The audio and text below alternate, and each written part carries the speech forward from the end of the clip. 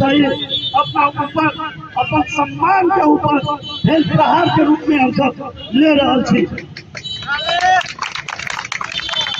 स्थानीय प्रशासन छापामारी के एवं वसूली के धंधा बनैले है। इहो बात से हम सब बड़ा भली भांति अवगत छी।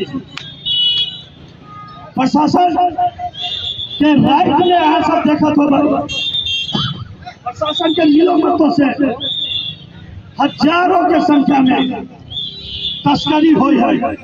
ओहि में प्रशासन के ध्यान में चाहिए।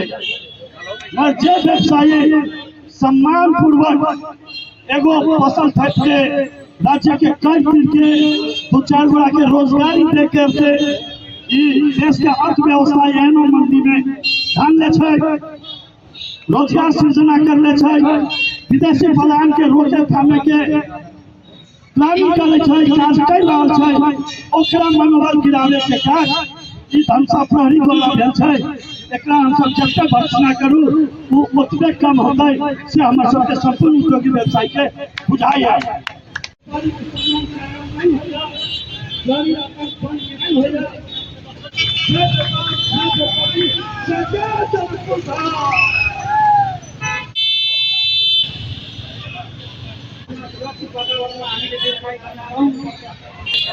तो ये आंदोलन मध्य प्रदेश में हम नेपाल उद्योग वाणिज्य संघ मध्य प्रदेश के वरिष्ठ उपाध्यक्ष जितेंद्र महासेठ कही रहल छी, अपने सबके जानकारी करा रहल छी कि अगर ये धनुषा जिला में मात्र सीमित आंदोलन रह जाते, प्रदेश के 8 जिला में अगर ये संबोधन नहीं कल गए तो ये आंदोलन अगाडि बढ़ती से जानकारी करबे।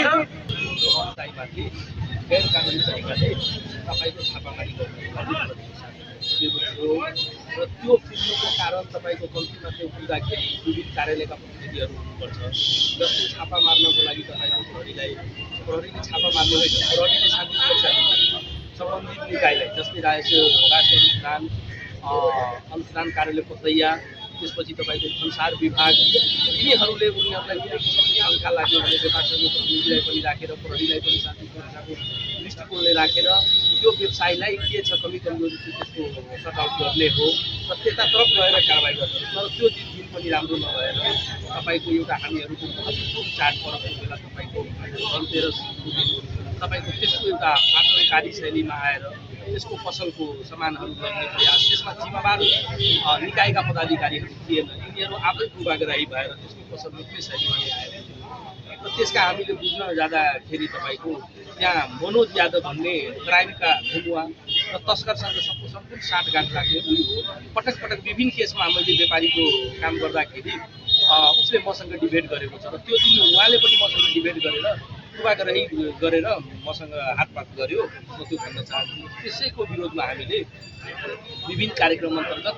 आज 12 बजेसम्म साङ्केतिक पसल बन्द गरेर विरोध गरेका छौँ र हाम्रो पूर्व व्यक्तिहरू जुन अब उहाँहरूले बसेर भोलिको कार्यक्रम हामी के गर्ने निर्धारित गरेर अर्को कार्यक्रम हामी सञ्चालन गर्ने विरोध कार्यक्रमहरू।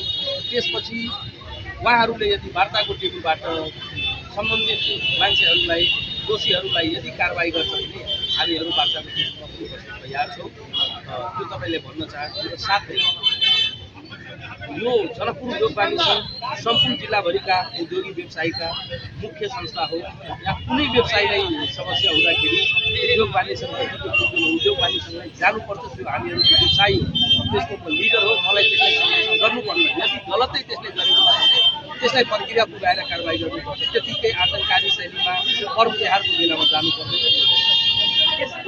त्यसको अवस्था विभिन्न आन्दोलन अहिले भर्खरै जिल्ला यहाँका व्यवसायीहरू धेरै धाराशाही भएका छन्। यहाँका व्यवसायी पनि यो प्रहरी प्रशासनको जुन मानसिकता छ गर्नु छ भने जुन बोर्डर नाकाबाट तस्करीहरू भइरहेको त्यो रोकोस् न।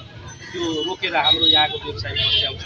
विभिन्न सेक्टरका व्यापारीहरू इन्डिया उपभोक्ताहरू इन्डिया गएर सपिङ गरिरहेछन्, त्यहाँ उनीहरूले रोकेर त्यहाँका व्यवसायीहरू उतातिर जुन किनिरहेछ तिनीहरूलाई चाहिँ कम्तीमा उहाँहरूले सहयोग गर्नुपर्ने, यहाँका व्यवसायलाई, यहाँका उत्पादनलाई प्रोत्साहन गर्नुपर्नेको सट्टा जन तस्करी गराउनेमा यही मनोज यादव जस्तो मान्छे हरेक ठाउँमा लाइन मिलाएर काम गर्ने गरेका छन् र त्यही रोक्नको लागि कम्तीमा तस्करी नहोस्। यहाँका व्यवसायीहरू एकदम धराशायी भइसकेको छ, यहाँका व्यवसायीहरू पछाडि पर्छ। त्यतातिर हामीहरू लागेछौँ, एउटा पटक पटक आग्रह गरेछौँ। यदि उहाँहरूले हामीले सहयोग गर्नु भएन, कोअपरेट गर्नु भएन, दोषीलाई कारवाही गर्नु भएन, हामी र यहाँका उद्योग व्यवसायहरू कुनै चुप लागेर बस्दैन।